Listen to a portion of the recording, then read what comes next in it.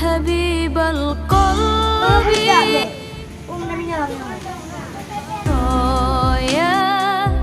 يا لي جئت بالحق.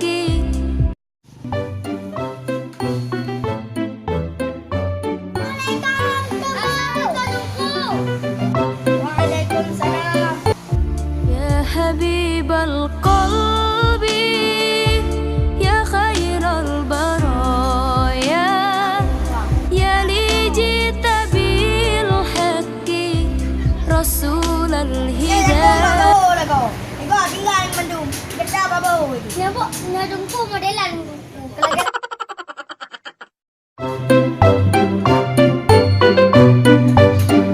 Tanya belajar tentang neraka. Nama bu. Jangan mengajak. Kamu siapa macam tu? Dah kena kaya tu. Jepang saya. Allah nama ada ini. Jangan lagi. Ada ikut. Bermula.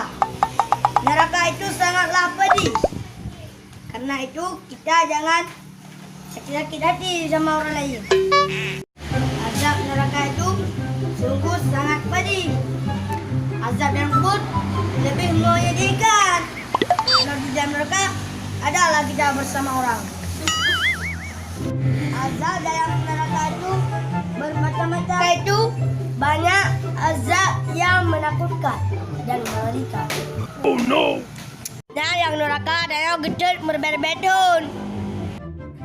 Yang pupu-pupu mati mandum genang ke besapan. Dan yang nerakanya mandum urung-urung ayu. Ada contoh Michael Jackson. Dia banyak rokok no. Shot to the heart, and you're too late, darling. You need love. Kan? Dan apa benda ni yang dengar? Teman neraka dong. Apa dia dongku? Ya dongku. Nya baru mantap itu. Firman Allah dalam Al-Quran. Nikul. A'udzu billahi minasyaitonir rajim. Bismillahirrahmanirrahim. Walilladzina kafaru birabbihim 'adzabu jahannam. Wa bi'sal masir. Dan orang-orang yang kafir kepada Rabbnya memperoleh azab jahannam. Yang firman Allah yang wajib ke sakit buju yang galak.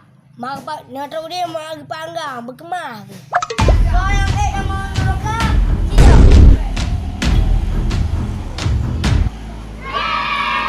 Kang ada. Kau yang mau neraka. Saya kasihan melihat Ustaz berdiri sendirian. Oh no! Tadi saya temenin ke nerakanya. Yuk. Bodoh sekali ini anak murid aku. Mata dia garu.